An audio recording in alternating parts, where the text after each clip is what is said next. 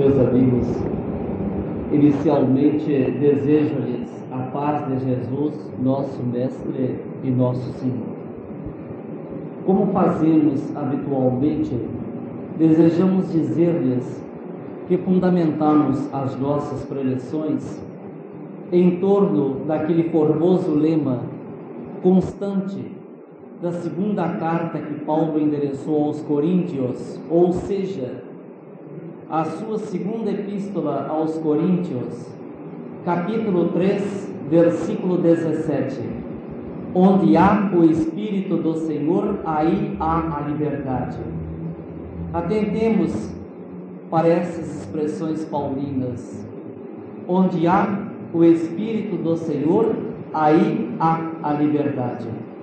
Longe de nós, assim, a intenção de violentar-lhes a consciência, obrigando-a à aceitação daquilo que vamos expor, até porque as coisas que expusermos serão naturalmente fruto de nossas buscas, de nossos contatos, do intercâmbio que vamos realizando permanentemente dentro do campo da vida, detendo conosco patrimônio de sabedoria e sentimento que mais e mais se alarga, que mais e mais se robustece, que mais e mais se elastece à medida que, de etapa em etapa, de grau em grau, de faixa em faixa, vamos nos encaminhando para amplíssimos horizontes, refinando-nos cada vez mais nos transfundindo na luz. Sabedoria e sentimento na prefiguração daquelas duas asas de que necessita o pássaro humano para desferir o seu voo em direção a horizontes mais distantes, rumo a céus mais altos. Nunca houve uma época em que se fizessem tão necessárias estas duas coisas, sabedoria e sentimento, quanto na época atual, em que notamos o aturdido homem moderno encaminhar-se cada vez para fora de si mesmo, fragmentando-se, estilhaçando-se, pulverizando-se em processos de ilusão. Na época atual em que a criatura se defronta com uma ciência sem consciência. Na época atual em que a criatura, por falta de uma diretriz íntima para a própria vida, se constitui lobo do próprio homem, dentro daquela expressão antiga dos romanos: homo homini lupus, homem, lobo do homem. Na época em que assistimos atormentados à existência da balística e dos teleguiados, podendo levar em poucos instantes a qualquer parte do mundo a dor, a miséria, a orfandade, a viuvez. Na época em que assistimos um materialismo sutil penetrando devagarinho todos os departamentos das humanas atividades para prejudicar, para confundir, para atrapalhar. Esta é a época em que se faz imperiosa a existência da doutrina espírita em nosso íntimo, e não obstante as perturbações, as miserabilidades, as confusões que trazemos conosco, quais se fossem fantasmas inoportunos, confusões, perturbações que são a representação do nosso próprio passado extravagante, desajustado, do qual não logramos ainda apartar. Perturbações essas que estão presas em nós através de 1001 reflexos e associações, impedindo o nosso avanço a cada passo, porque se observarmos a criatura, notamos que ela é uma bifaces de luz e sombras. Aquelas expressões de Paulo na carta aos Efésios, no capítulo 4, versículos 20 a 24, o homem velho e o homem novo, um ao outro preso, quais se fossem o anjo ou a besta atrelados na intimidade do coração, que se lhe transforma numa arena e cada qual pretendendo a personalidade da criatura, toda ela para o seu próprio lado. Quem não sentiu esses tormentosos momentos de forças positivas e negativas, digladiando, lutando desesperadamente na intimidade do próprio ser? Quem não sentiu estes momentos pavorosos em que a percepção parece fugir para o nada? Quem não sentiu o baralhamento dessas qualidades passivas e ativas numa guerra tremenda, sutil, quase sempre, difícil de ser retratada por fora da criatura, porque ocorre no seu mundo interior? E ela, quando busca aquelas outras suas semelhantes, nota-as inteiramente impassíveis, como se estivessem lidando no mundo de fora. Impossível de observar estes combates gigantescos, ciclópicos, apavorantes, que eclodem de uma maneira raivosa e desesperada na intimidade da própria criatura. Dir-se-ia que nela deve ocorrer alguma coisa semelhante àquele fenômeno que se observa no norte do Brasil, entre o Amazonas e o Oceano Atlântico, o fenômeno das pororocas, que é justamente o batido violento e brutal do Amazonas contra o Oceano Atlântico. O grande rio querendo de qualquer maneira desembocar no imenso mar, e o mar resistindo-lhe obstinadamente os impulsos.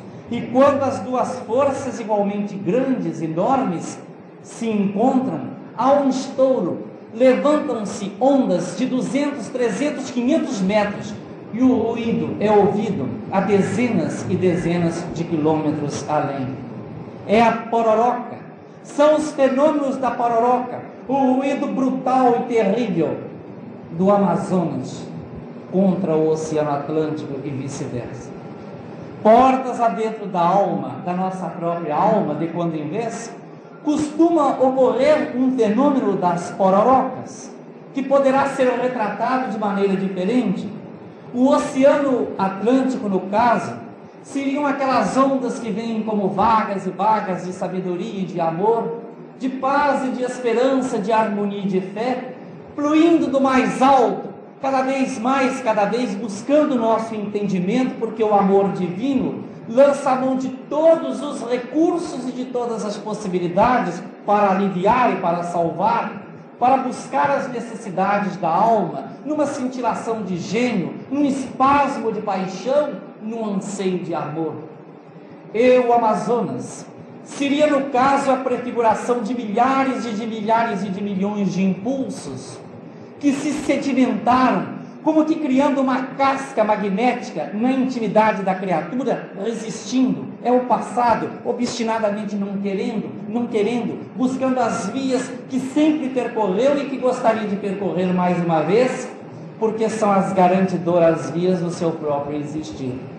E quando as ondas de cima do imenso mar espiritual, transparente, fino e bom, encontram-se com o caudaloso rio de nossas paixões e de nossos tormentos, explode-se de maneira gigantesca e imperiosa a pororoca no mundo espiritual de nós outros. É uma balbúrdia, um baralhamento, é um choque imensurável. A criatura, assistindo impassível por dentro de si mesmo o esbarro das duas forças, por alguns instantes poderá perder o seu sentido de controle, porque são realmente forças de baixo contra forças de cima. Espadanam-se as águas, confunde-se a água salgada com a água doce, há tumulto, há bulício, penetração de líquidos de diferentes composições químicas.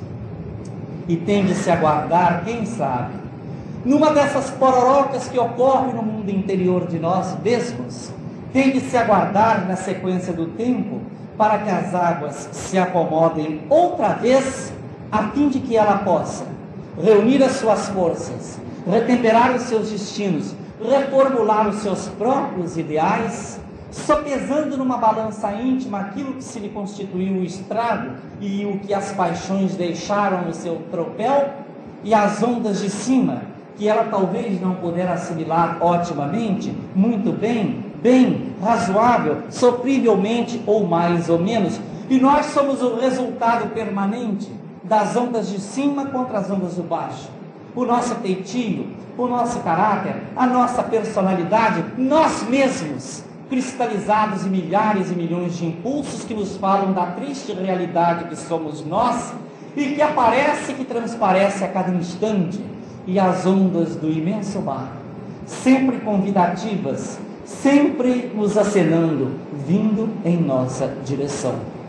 Foi por causa disso mesmo que Omar Khayyam, no seu Rubaiyat, no canto 68, expressava-se desta forma: lanço minha alma ao espaço à procura de um bem sempiterno, e retorno o meu corpo a cada passo com um pouco de céu e de inferno.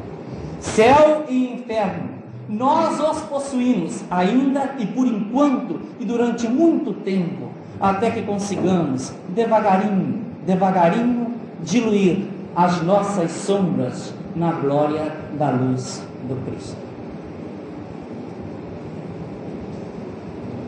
Uma revista de grande circulação, há alguns anos no Brasil, publicou uma reportagem singular, e desde a capa da revista o texto era convidativo.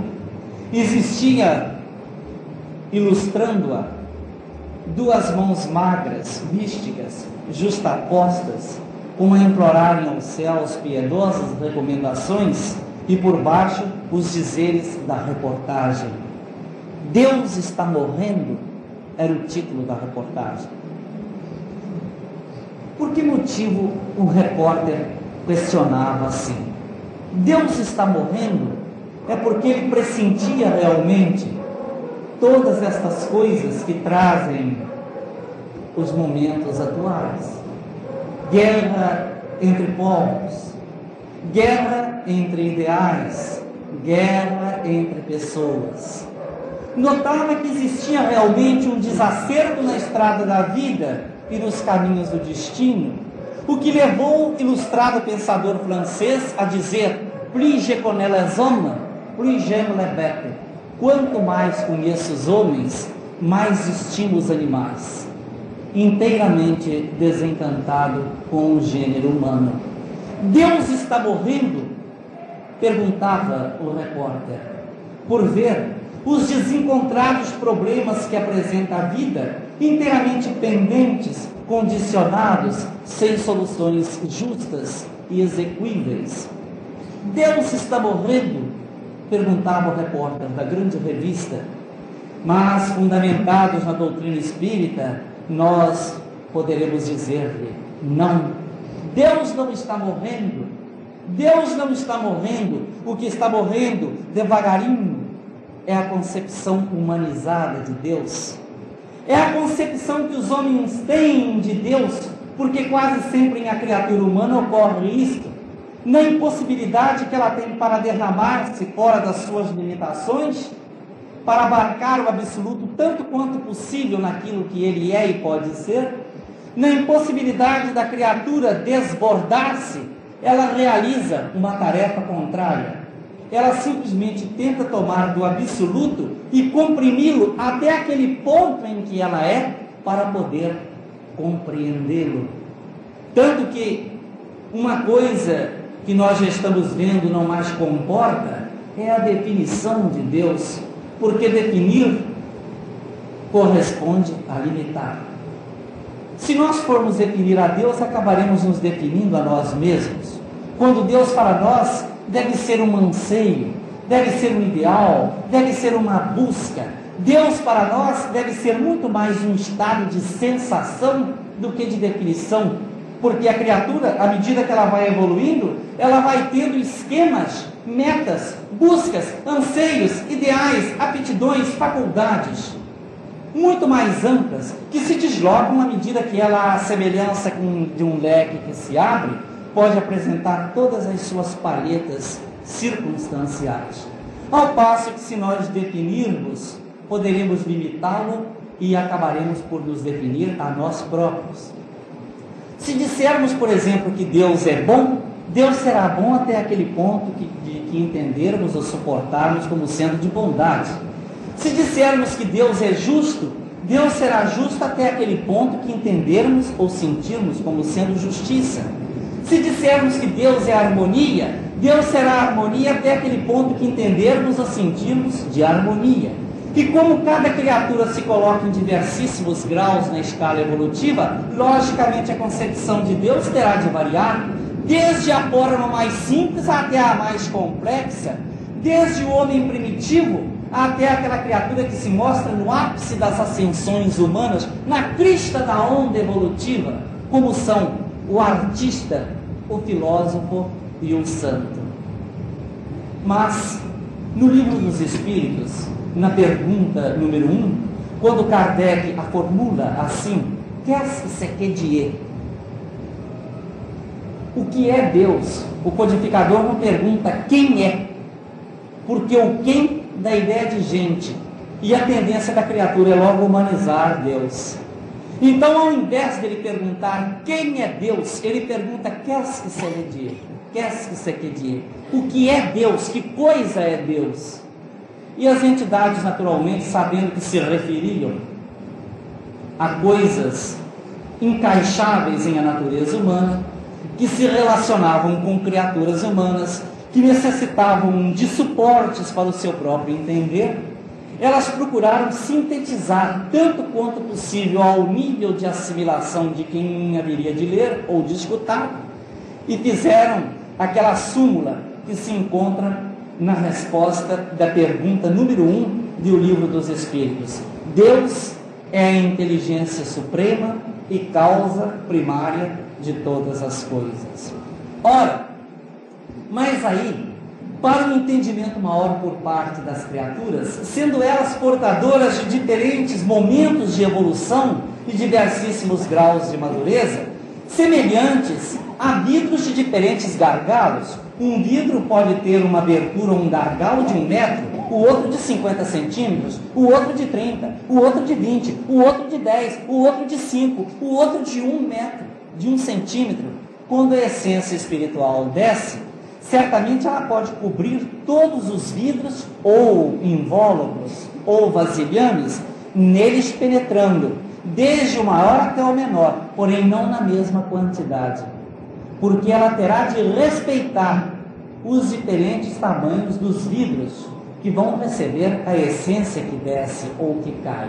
Assim é o mundo espiritual. Os ideais para descerem ao nosso mundo, especificamente à nossa terra, eles têm que, como que se deformarem para tomar o encaixe daquele vasilhame ou daquele invólucro que vai recebê-lo. Se ele ficar puro demais, permanece lá por cima.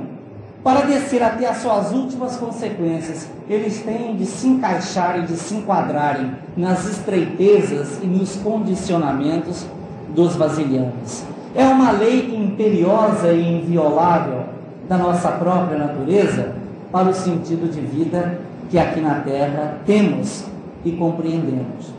Todavia, para que nós possamos observar ainda mais o nosso estudo desta noite e as diferentes perspectivas em que a criatura se situa para entender-se a si mesmo e entender a vida, ou entender a vida e consequentemente entender-se a si própria, porque sempre haverá um relacionamento entre a alma da criatura e a alma da vida.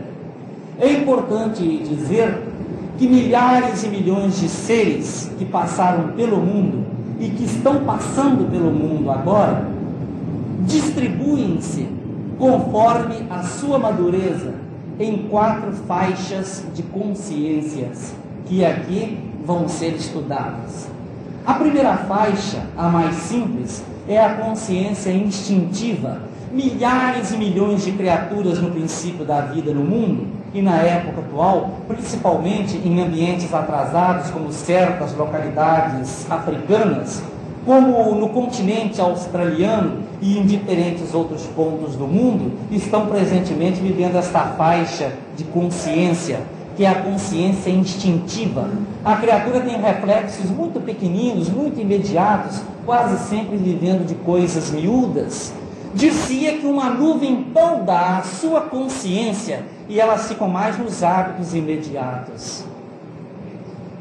Não sabem ainda questionar, não sabem, por enquanto, refletir. Mas a vida é um contínuo fluxo e refluxo no seu existir. Ocorre através de milênios e de séculos o chamado ioiô da reencarnação, em que o ser vem, adquire experiências numa coletividade, depois retorna ao plano invisível, volta na primeira possibilidade com seus reflexos, patrimônios, carências, ações, desejos, etc. E nesses fluxos e refluxos, nessas vindas do invisível para o visível, e neste retorno do visível para o invisível, a criatura desponta, mais tarde, numa segunda faixa de consciência, que poderá ser denominada de consciência racional. No instante em que o ser pergunta o que, por quê, com que, para quê, de que, no instante em que ela formula uma questão qualquer, observando o céu, as estrelas, o sol, a lua, a árvore, a pedra, o rio, o seu semelhante, no instante em que se lhe desabrocha na alma o porquê, ela penetra na faixa racional, começa a urdir, começa a elaborar perguntas, começa a procurar para elas respostas. É a segunda faixa de consciência, a faixa da razão.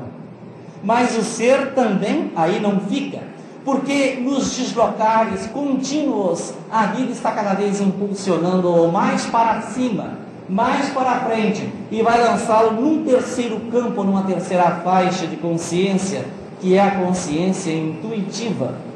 É aquela em que de tão amadurecida está a criatura que ela não tem necessidade de procurar por fora, porque ela já sabe por dentro. De tanto bater e rebater, vir, compor, dispor, retornar, realizar, estabelecer as experiências que ficaram para trás, refundindo-as, rearmá-las outra vez, ela adquire aquilo que se chama a intuição. Quase sempre se pensa que a intuição seja dada por um espírito desencarnado, mas é impróprio dizer-se isso, porque a intuição é uma faculdade da própria alma. O que pode ocorrer de fora para dentro, transmitido por desencarnados, é a inspiração. A intuição não. A intuição é uma faculdade inerente à sua própria criatura. A própria criatura. Pode ocorrer que numa criatura altamente intuitiva, ela se constitua instrumento natural para que os espíritos desencarnados a irradiem. No entanto, a faculdade é sua mesma, condicionada ao seu próprio existir e à madureza que ela conseguiu realizar até o momento presente. Nessa faixa intuitiva, a vida nos tem dado coisas muito interessantes. As crianças precoces, que não tiveram tempo de aprender nos livros, através de relatos, com seus professores, instrutores, mestres, até mesmo parentes, mas já sabem fazer, elas simplesmente exteriorizam aquilo que já está no seu próprio espírito arquivado. Houve várias crianças precoces, e para elas não se encontrou uma solução senão apelando-se para a chave da reencarnação. Mozart, com 6 anos de idade, trazendo as suas composições, me maravilharam. Pascal, com 8 anos de idade, traçando o seu teorema, que enfrentou séculos. Pierino Gamba e Gianella De Marco, maestrina, de apenas 8 e 9 anos de idade, regendo orquestras de professores barbados, com uma capacidade intuitiva esplendorosa, conhecendo todos os requintes e toda a técnica da arte musical. Tivemos assim os chamados precoces, criaturas profundamente intuitivas, que não têm necessidade de aprender por fora, porque a própria alma, de tanto bater, repetir, deslocar, movimentar, retornar, reiterar experiências, aumentando-as, já tem o seu senso intuitivo, a sua capacidade de saber que lhes é própria como um patrimônio todo seu, inviolável. Um dos casos mais extraordinários de intuição, aliado a uma assombrosa capacidade que possui o espírito para, além de tecer o próprio corpo no qual vai se reencarnar, ele consegue trazer para a estrutura do corpo em que se manifestará alguns traços da personalidade que teve na vida anterior. É interessante aqui fazermos uma distinção entre duas coisas. É um fenômeno que se chama de samskara, isto é, a bagagem psicológica, a bagagem intelectual ou a bagagem espiritual que a criatura traz para esta vida. Somente a bagagem psicológica, sem que nela nada lembre a figura anterior que ela movimentou na Terra. É o caso, por exemplo, de um congolês se reencarnar na Suécia ou um sueco se reencarnar no Congo. O que pode ocorrer é simplesmente a passagem de uma bagagem espiritual de uma vida para outra, mas nada lembrar do sueco louro de agora, o congolês negro do passado. Ou nada fazer lembrar do congolês negro do passado, o sueco cabelo espilha de milho do presente. Então isso se dá o nome de samskara. É a transposição da bagagem psicológica, isto é, virtudes e defeitos, inclinações, simpatias, antipatias, tendências, porém, corpos completamente diferentes. Existe outro fenômeno chamado Bart-Bart, marca de nascença, em que o espírito, além de trazer a sua bagagem psicológica, ele dispõe de um poder mental tão grande, que quando vai elaborar o feto, ele traz certas parecenças que tiveram na vida anterior no corpo em que habitou. Um dos casos mais frisantes de que nos falam os biógrafos é o de François Champollion, que decifrou os hieróglifos, ou seja, os caracteres egípcios de milênios. Quando a mãe de Champollion estava no 6º mês de gestação, ela foi consultar um vidente chamado Jacu, da localidade de Figeac. E ele, em transe, lhe falou que ela teria um filho diferente dos outros 3 irmãos, meio alourados. O menino nasceria com cabelos lisos, cor preta, as pupilas amarelas, a pele cor de jambo, e revolucionaria o mundo. 3 meses depois, contrariando a tendência genealógica dos nascimentos havidos em família, nasceu um neném em tudo, dentro da dissertação dada pelo vidente de Figeac. A criança era cor de jambo, as pupilas amarelas, cabelos pretos. Aos 5 anos de idade, Champollion era encontrado construindo pirâmides de areias nas praias francesas. Era uma criança solitária, triste, não se encaixava dos folguedos, nas brincadeiras de outras tantas crianças. Quando o espírito é muito velho, psiquicamente falando, ele encontra justamente esse desnivelamento entre aquilo que é o anseio da sua própria alma e o lado de fora. Não é uma criança igual às outras. Aos 12 anos de idade, Champollion penetra no liceu. Tem uma forte atração para motivações egípcias. Aos 16 anos de idade, conhece mais egiptologia do que os 3 melhores mestres da Sorbonne, discutindo com eles e entrando em minúcias a respeito de tudo, com referência ao Egito moderno e ao Egito antigo. Consegue decifrar alguns caracteres e se apaixona por inscrições que se encontram em pedras e fragmentos de pirâmides. Quando estava com 18 anos, as forças de Napoleão invadem Mênfis e nas proximidades de Roseta encontram a chamada Pedra de Roseta, que estava elaborada em 3 caracteres. Esta pedra foi transportada para o Museu do Louvre e Champollion era encontrado inteiramente abstraído, desligado, completamente alheado de tudo que havia na vida, flertando com a pedra, namorando a pedra, procurando entrosar-se naquilo que era a pedra, sentindo-a na sua estrutura exterior e ao mesmo tempo querendo abraçá-la e beijá-la no que ela possuía de mais íntimo, uma vibração talvez guardada dentro da sua própria estruturação. Até que ele consegue perceber que as palavras Cleópatra e Ptolomeu estão escritas como que por dentro de um sinal em forma de charuto ou de cartucho. Caracteres que se encontravam dentro do charuto ou do cartucho jogavam-se com outros tantos caracteres que representavam mais animais e coisas do que propriamente símbolos gráficos. E ali, engenhosamente, ligando o que já conhecia através do lado humano, ligando com o que já possuía através das ondas intuitivas, ele consegue descobrir o significado a voltar para aquilo que é o seu peso específico, para aquilo que ela é, de uma maneira inexorável, inviolável. Nós nos lembramos, na época da nossa infância e adolescência, um caso muito curioso que aconteceu entre meninos que se predispunham a virar santos. Todos combinaram virar santos, achavam bonito a vida do santo, aqueles dados dos milagres, etc. Então nós nos combinamos, todos nós, 6 a 8 crianças, a virar santo. Todos aderiram à ideia de virar santo.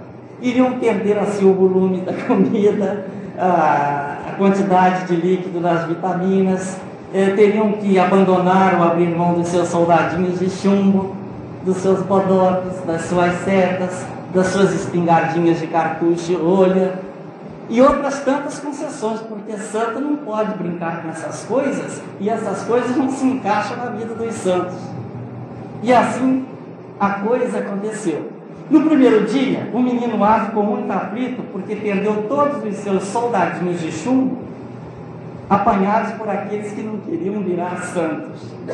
No segundo dia, foi a época ou o momento do bodoque, da espingardinha de cartucho, da sacolinha de balas, do automovinho ligado à eletricidade.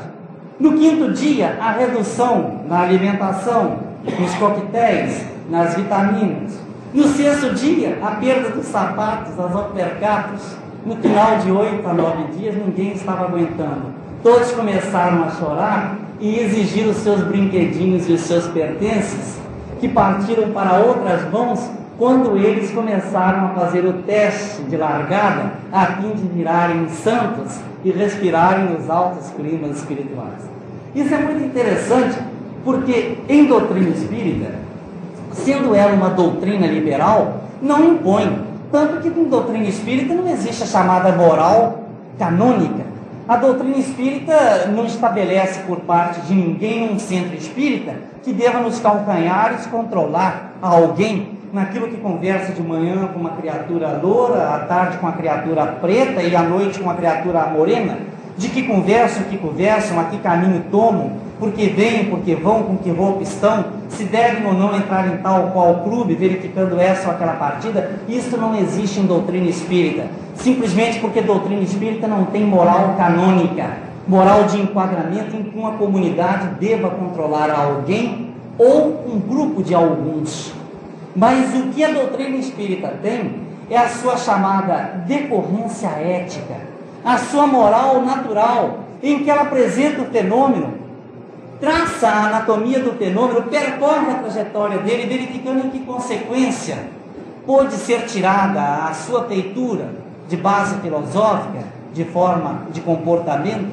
Ora, se a criatura sabe que está dentro da vida eterna, que ela está se desabrochando cada vez mais para a vida, que ela hoje é o resultado do ontem, como amanhã será o resultado do hoje, que o futuro será filho do presente, neto do passado.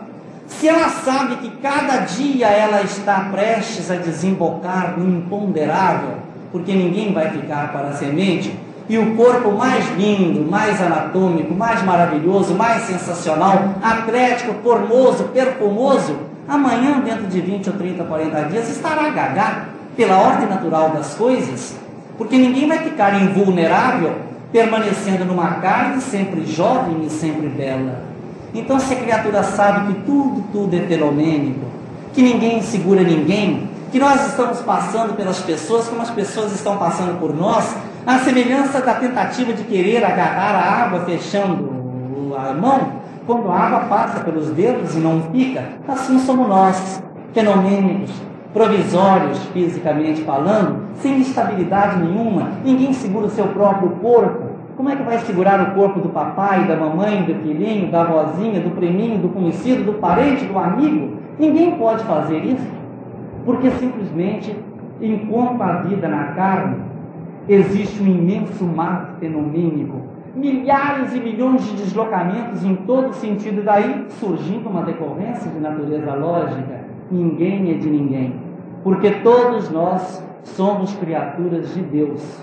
Poderíamos ser compromissadamente de alguém por algum tempo, até que a vida estabeleça bases de vínculo e tire uma prova em comum entre 2, entre 3 e entre 4 ou mais.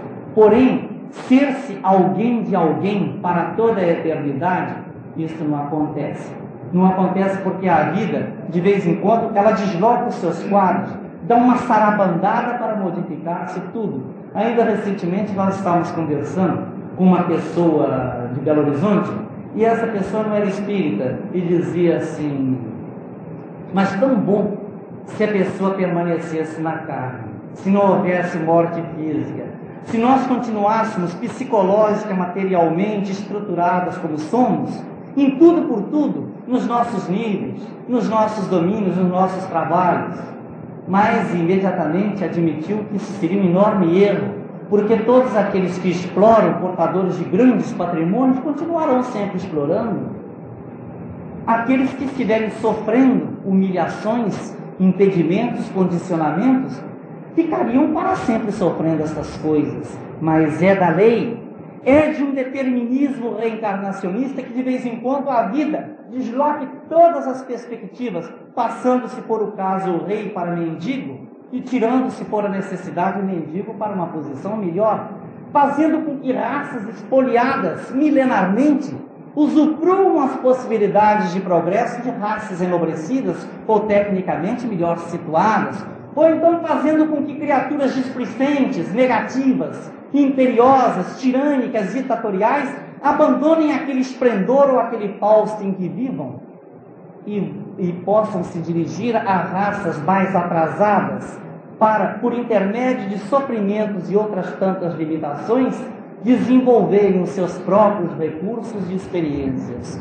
Tudo, além do karma, a reencarnação faz, tirando do mais para o menos, passando do menos para o mais, fazendo com que a criatura respire em diferentes epidermes, em vários corpos, de várias categorias, em épocas, em pátrias, em situações, para que ela possa estericizar-se, tornar-se cada vez mais global em tudo por tudo, e perdendo principalmente os preconceitos de que disponha, preconceitos de raça, preconceitos de cor, preconceitos de religião. São preconceitos que aniquilam e que condicionam profundamente a criatura, porque é da lei, e repare que coisa interessante, a dar-se crédito no que falam os guias espirituais. Quase sempre as criaturas racistas são as candidatas futuras em corpos que trazem aquela cor justamente odiada por elas. Elas vão experimentar na própria carne, na própria essência, o quanto dói a dor do desespero, do abandono, da desilusão, da humilhação. De forma que, por causa disso mesmo, sem a reencarnação o mundo seria um turbilhão de desordem e de anarquia, porque não se conseguiria tomar dos fragmentados e difusos problemas que aí estão e encaminhá-los organicamente à unidade, afunilando-os de maneira extraordinária.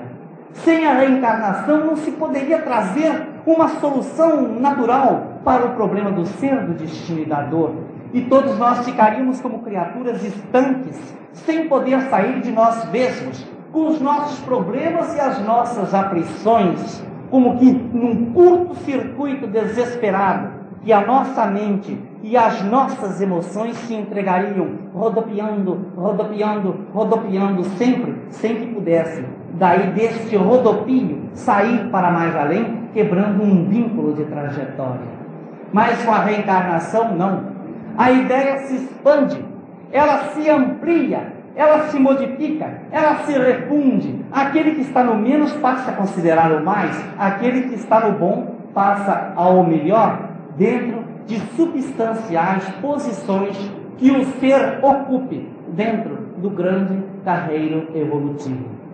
Ante os comentários sublimes que a doutrina espírita nos apresenta à semelhança de um pilão maravilhoso, ante as alternativas da vida e os quadros do destino que estão permanentemente desfilando ante os nossos olhos, chegaremos à conclusão de que a doutrina espírita explica suficientemente todas as questões e problemas com que nos defrontamos presentemente, ou com questões e problemas de pessoas que venham a nós exigindo, solicitando informes ou respostas.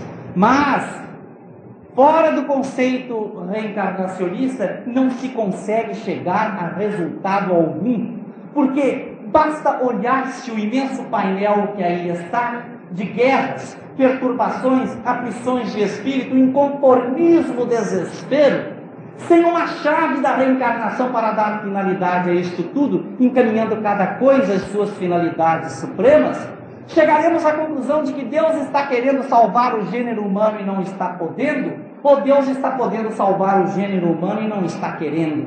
Se Deus quer salvar o gênero humano e não pode, Deus não é todo poderoso.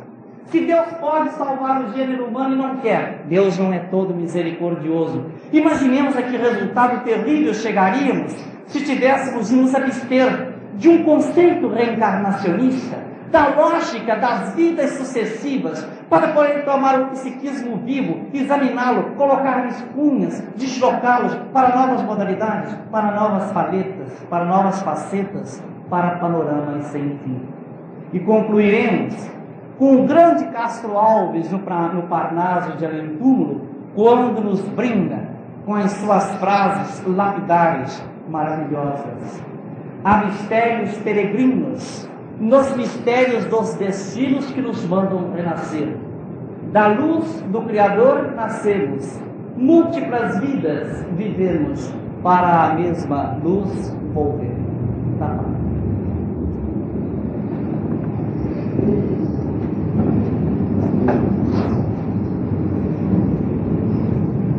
Irmãos, vivemos então nossa palestra cheia de ensinamentos. E agradecemos ao Bechá, mais essa oportunidade de trazer esse ensinamento e estar aqui conosco. Estamos no final do nosso programa de hoje e o Mocidade daqui a pouco tocará 2 minutos apenas para o encerramento. Agora, antes, eu queria anunciar os presentes. Nós teremos uma palestra aqui dia 2 de março. É o nosso irmão Ederlindo do Rio de Janeiro. E o tema, não haverá um tema assim, porque ele responderá a perguntas que serão formuladas pelo grupo da juventude. Apesar que os companheiros também podem formular perguntas e remeter aqui para a UME, digamos até segunda-feira próxima. E nós faremos chegar essas perguntas à mão dele. Mas ele responderá também as perguntas que foram formuladas aqui durante o momento que ele estiver fazendo esse estudo para nós. Será dia 2 de março, domingo, e o horário será 17 horas. É o horário de verão nosso. No verão nós faremos as reuniões um pouco mais tarde. Então agradecemos a presença de todos que estiveram.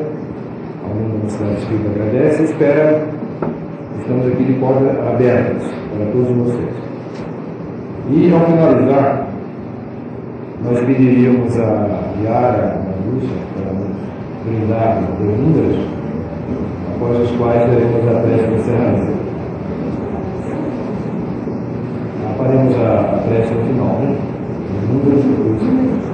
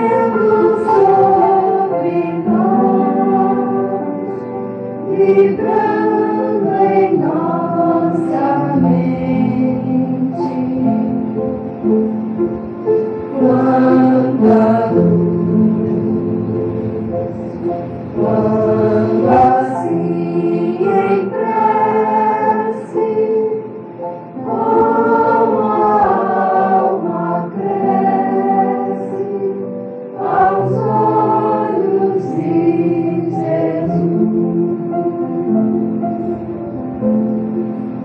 quanta luz, pois em oração a voz do Mestre fala ao nosso coração.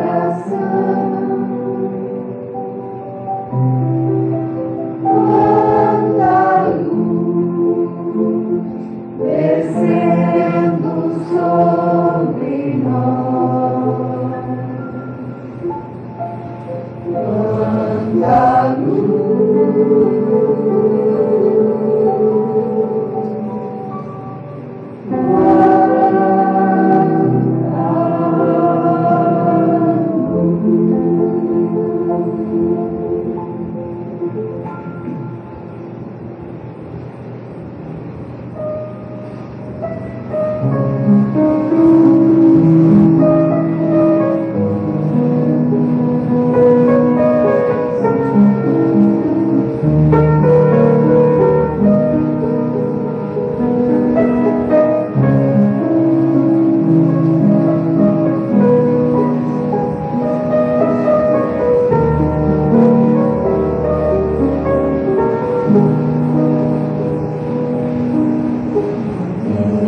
e a Mãe piedosa do Senhor Jesus, hóstia divina em cura de amor e caridade e luz, e ao peito ardente que se abre em dores, sobre o pranto enchente dos sofredores, e a coração que seus corações dos vossos filhos que padecem aflições. Mãe Santa, Mãe de luz, encaminhai-nos para o bom Jesus. Mãe de amor, sagrai-o de fulgor, irradiai do alto onde imperais. Vosso olhar é todo imenso amor sobre esta humanidade que tateia cega ante a verdade. Mãe, toda coração, instalado em amor, ó Mãe, toda vibração, de paz, de luz, de fulgor. Maria, Mãe de caridade, baixai sobre a humanidade uma centelha de luz, desse vosso olhar que ao Pai nos conduz, desse vosso olhar que ao Pai nos conduz.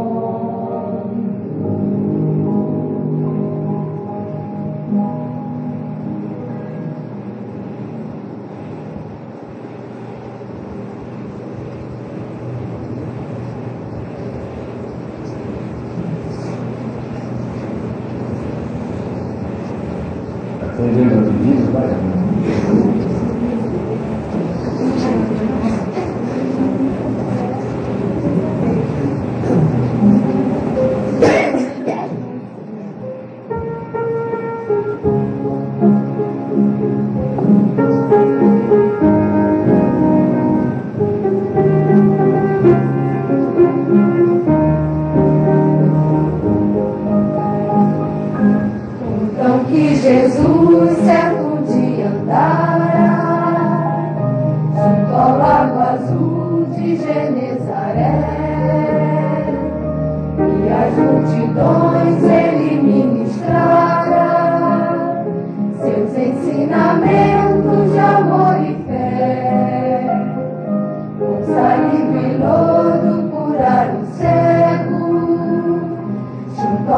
velho tanque de Siloé,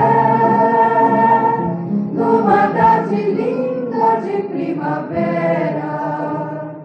Outros mais prodígios ele fizera na cidade santa de Nazaré. Foi o bom Jesus quem nos ensinou, junto ao lago azul de Genezaré, caridade, luz, bondade, amor, verdade, fé.